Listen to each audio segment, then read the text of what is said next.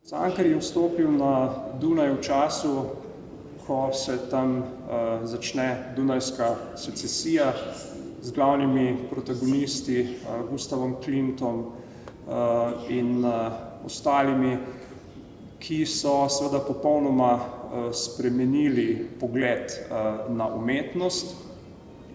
Vendar je ta struja s časoma postala elitistična, bila je tudi vedno bolj komercialna in morda je bil tudi razlog, da se je Cankar od tovrstne estetike vedno bolj oddaljeval.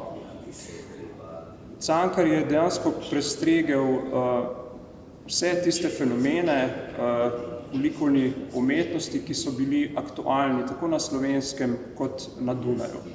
Ne smemo pozabiti, da je Dunaj v tem času srednjeevropska prestolnica kulture in da je Cankar imel tako rekoč privilegij, da je lahko spremljal, detektiral pojave, obiskoval galerije, muzeje in bil seveda tudi ves čas seznanjen z medijskim dogajanjem, tudi sam je pisal prispevke, ocene za dunajske in slovenske časopise.